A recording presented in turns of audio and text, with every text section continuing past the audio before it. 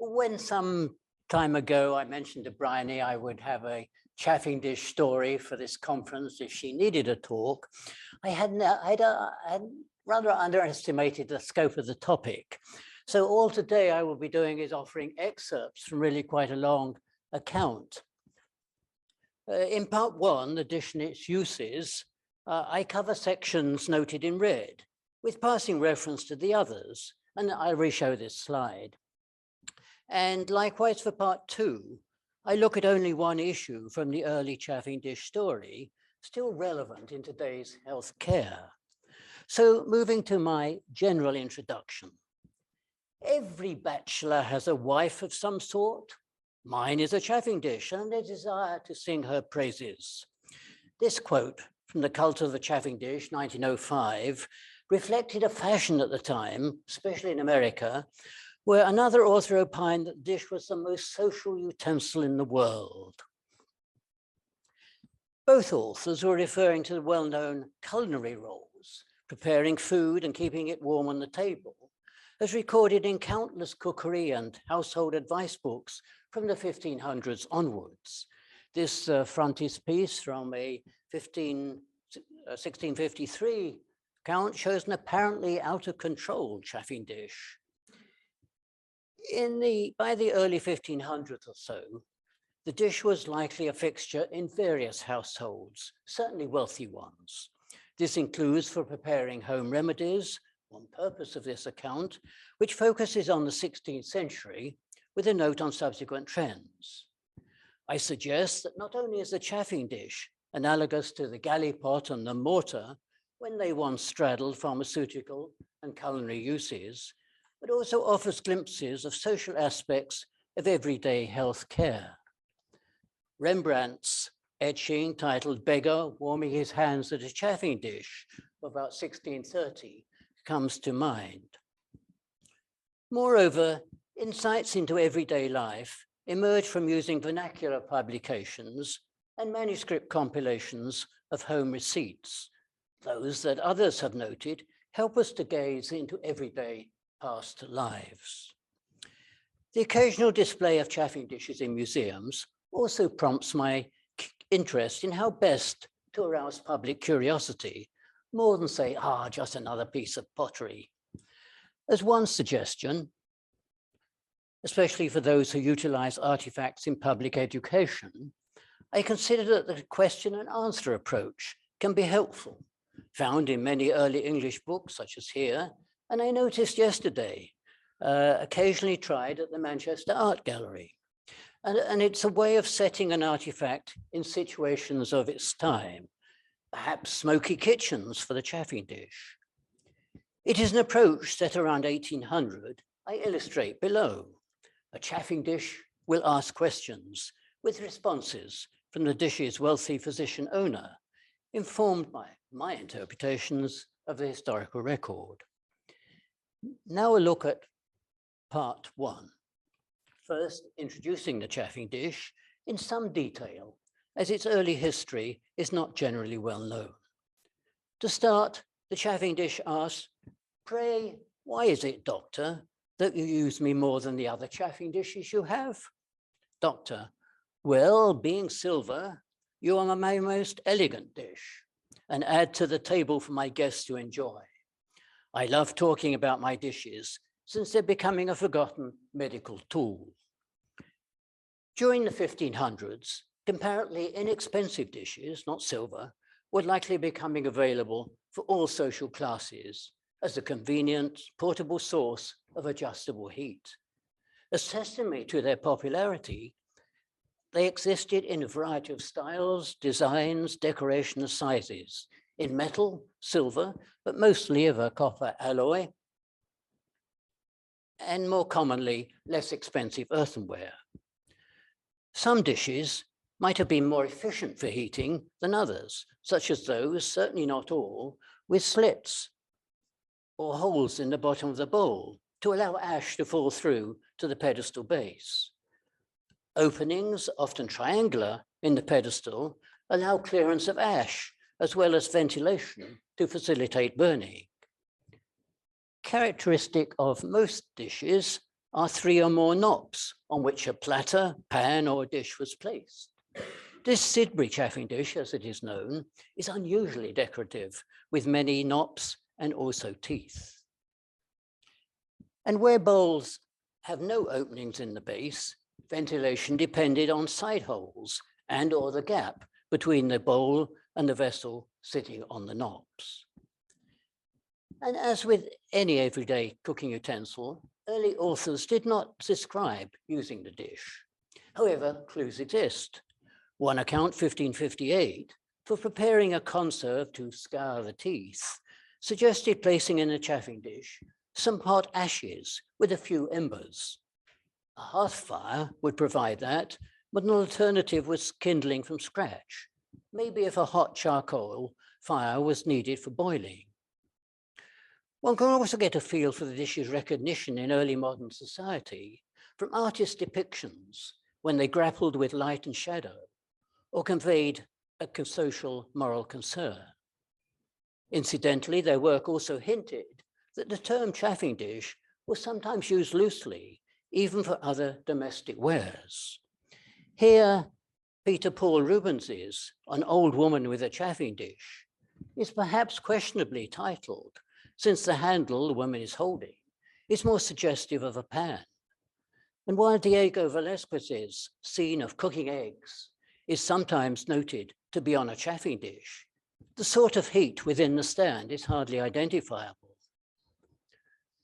Further, a late 1600s candlelight scene titled Boy Blowing on Coals in a Chafing Dish shows a small rectangular earthenware dish. In fact, similar dishes appear in some paintings by Jan Steen, who also pictured a regular chafing dish. Both dishes were on the floor, presumably to fumigate the air. Although such paintings, along with other records, suggest that the chafing dish spans social classes, it has perhaps always been associated more with the wealthy, largely as food warmers and ornaments on the table.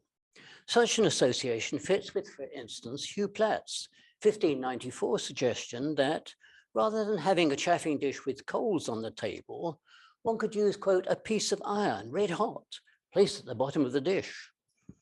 But perhaps more telling as a sign of status is the appearance of chafing dishes in Dutch 17th century still life paintings. For example, Wilhelm Caffe depicted cooking between two platters, a method mentioned in some medicinal receipts, while a single painted plate featured on pièce de rings, like still life with a golden globe. Such extravagant riches incorporating silver chafing dishes in these and other 17th century still life scenes, some even depicting rustic life, are viewed widely as reminders of our mortality. The same for other still life paintings that highlighted personal possessions. Here you see the human skull, the common memento mori, lurking behind the violin. And next we have the dying embers in a chafing dish that underscored the skull's message. Later, in different context, are William Hogarth's prints that satirize questionable behavior among the wealthy, as in Charity in the Cellar, which is after a 1739 painting, and Election Entertainment of 1755. Such social resonances undoubtedly reflect various roles for the dish in the home, but one cannot discount apothecaries, chemists, druggists also using it when dispensing certain extemporaneous prescriptions or household receipts. Indeed, it is easy to suspect that it was used much more widely than is specifically mentioned, especially when directions called for a soft, a gentle, a small, or little fire. Lastly, as an introductory note, the safety of the dish deserves notice. While mostly sturdy items, no doubt carelessness led to accidents. One must wonder about an 18th century authoritative advice for treating wounds in the winter season. Quote, place a pan or chafing dish of lighted coals inside the bed curtains to correct the cold in temperature of the air. Now we look at the dish, its use in preparing medical treatments. First, the chafing dish asks, I have listened to much medical gossip among your guests about trying to keep a constant non-smoky heat in a chafing dish when preparing home remedies. Pray, doctor, tell me what you know. The doctor replies, yes, some worry about unhealthy smoke, though that is not evident in the following examples of medicinal receipts recommended in 16th century popular works. I use them to demonstrate the usefulness of the dish. Further, many receipts as legacies from earlier times, some continued for generations, not only reflect empirical, theoretical, and social influences behind their use, but also prompt reflection, or at least speculation, on reasons why individuals chose, say, fumigation, rather than convenient alternative oral preparations for internal conditions. So, moving to non-fumigant medicines from the 1500s. Among the following small sample of receipts that focuses on the dish, they can still help us to imagine many people's worries, perhaps whether a minor condition might become life-threatening. In 1547, and in later editions, Andrew Board's successful The Breviary of Health included directions for treating lice with a liniment, by quoting, anointing a man's body or head or any other place with oil of bay, staves acre, and mercury, mortified with fasting spettle, all mixed together in a vessel upon a chafing dish of coals. Moving to a small published collection of receipts, 1578, presumably popular, judging from many editions, one finds an instructive range of preparations. For instance, one, a caudle for the bloody flux, involving boiling ingredients in a platter upon a chafing dish of coals till it be somewhat thick.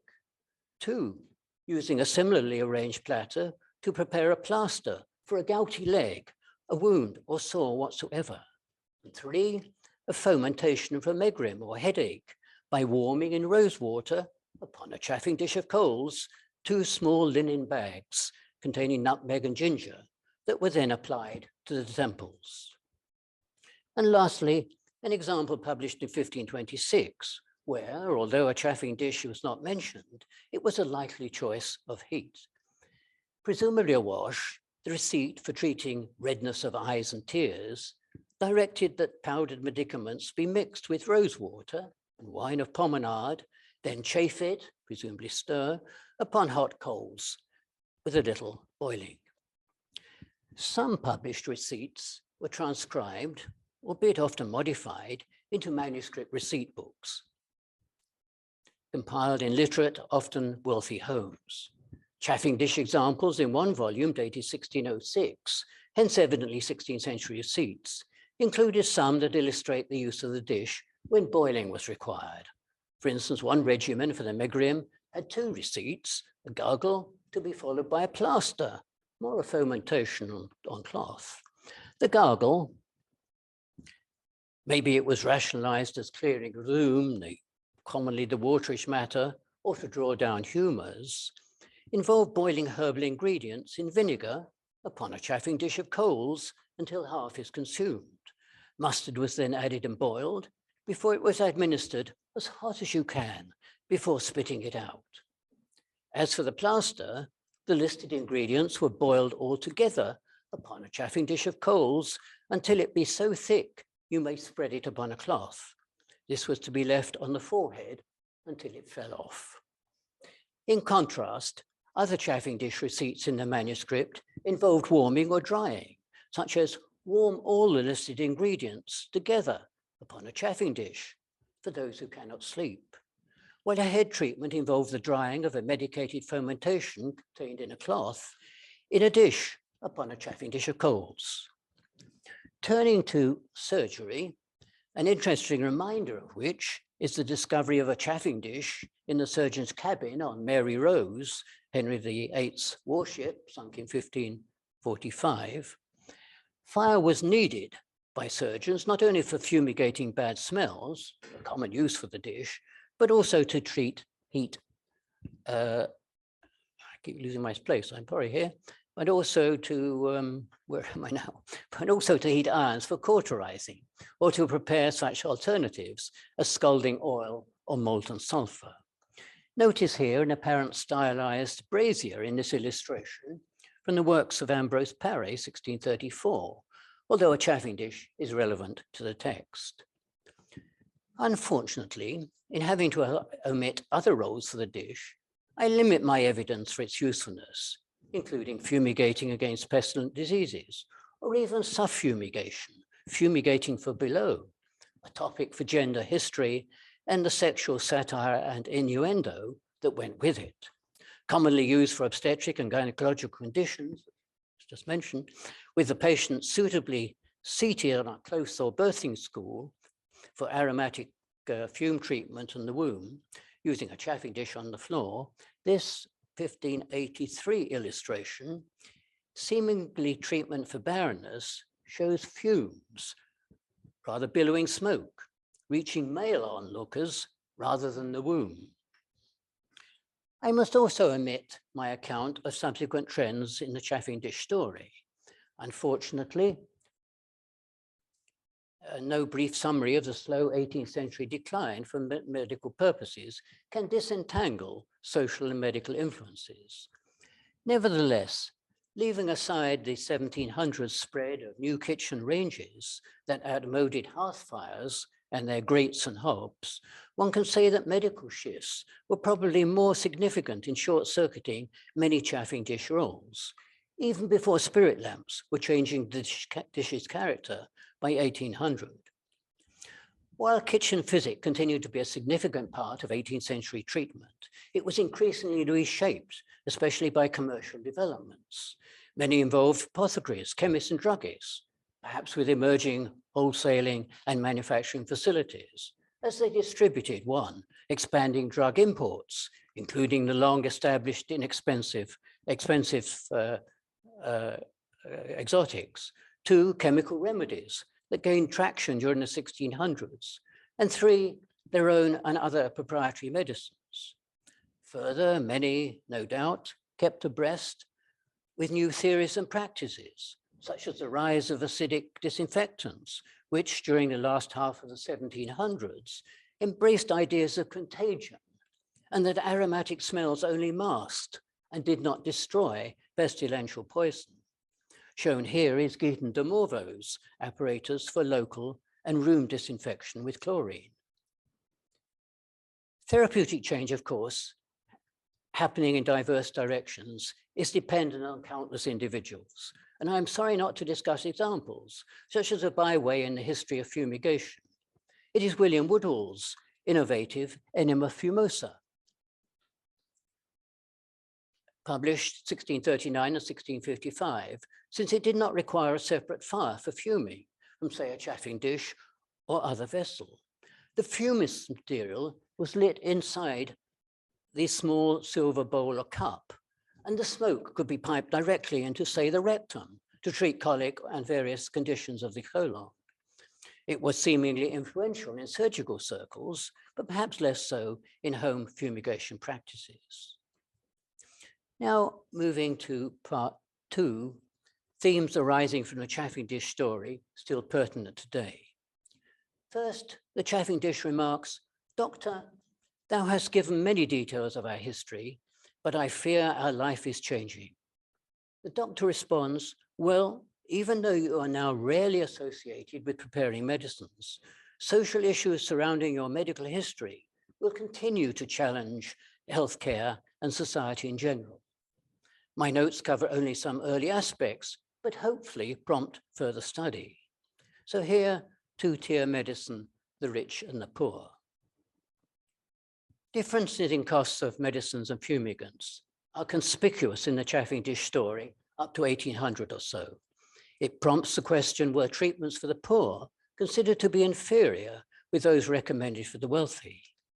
Thomas Coggan, 1584, offered general advice for perfuming a house or chamber with frankincense, juniper, storax, calamite, or labdaman, but if you will not be at cost, with dried rosemary or as poor folks used to do in great towns with rushes or broom on floors, or heap them layered upon a chafing dish and coals. Some authors hinted that certain items were superior. For instance, in 1569, quote, lignum aloe perfumed is best of all, were it not so costly or dear. But generally authors offered different advice or receipts for the poor and the rich. Elizabeth I's 1578 orders for the plague, for example, included, aside from dietary advice for the poor, some inexpensive fumigants, as well as a preservative for the poor, inhaling from a sponge dipped in vinegar infused with rue and wormwood, and also a cheap purgative, aloes in the pulp of an apple. On the other hand, pills of Rufus to be had in every good apothecary shop were recommended for the rich. The same attitude continued in the 17th century, as typified when in 1636, the physicians of the London College acknowledged their wealthy patients by including as plague advice a preventive pomander which the richer may make use of. Given such recommendations for the wealthy, it seems reasonable to suggest that they were expected to use more expensive overseas products, notably exotic spices, with the implication they were suitably effective. Yet was that plausible? After all, in general Galenic terms, all sweet-smelling, hot and dry odors were antidotes to pestilential air, as they counteracted the cold and moist properties associated with plague and other epidemic conditions. As bluntly stated in 1578, items burned with a sweet savor, either by secret or manifest qualities, are contrary to the infection. I suggest that any general sense of justification of expensive medicines for the wealthy did not rest primarily on empirical or theoretical grounds, such as spices being hotter or drier in qualities. Rather, justification had become socially validated by popular beliefs, always a consideration in evaluating therapeutic effectiveness. Notable in this case is that the reputed healing properties of exotic and expensive spices had been long established as the province of the wealthy. But social validation is invariably a confluence of factors. Here one has to consider the influence of status symbols, personal testimonies, perhaps evaluating the validity of travelers' tales, the various authority of learned physicians, and the religious associations, such as for frankincense and myrrh. Certainly it can be said that a fashion for aromatics existed during the 16th century. Thomas Eliot in 1539, noted a wanton appetite for foreign spices and sundry drugs, and was supported by a medical writer, Timothy Bright, in 1588, and a lampoon by popular Elizabethan author Robert Greene about the decent poor man in cloth breeches who relied on kitchen physic, unlike the courtier in velvet breeches. Today, such a validation is outdated, but elements remain, plus new factors that have a place in upholding different treatments dependent on a patient's wealth and circumstances. Historians of medicine and pharmacy can add context to current debates, maybe by indicating what seem to be a recurrent, almost inherent issues over time. Well, I have no more time, but hopefully, although I've been rather disjointed with this out of mouse, and I'll leave the mouse next time if I ever get it on. I persuaded you that the chafing dish is an invaluable artifact to be viewed as an important, neglected tool in the broad history of therapeutics and pharmacy. Thank you.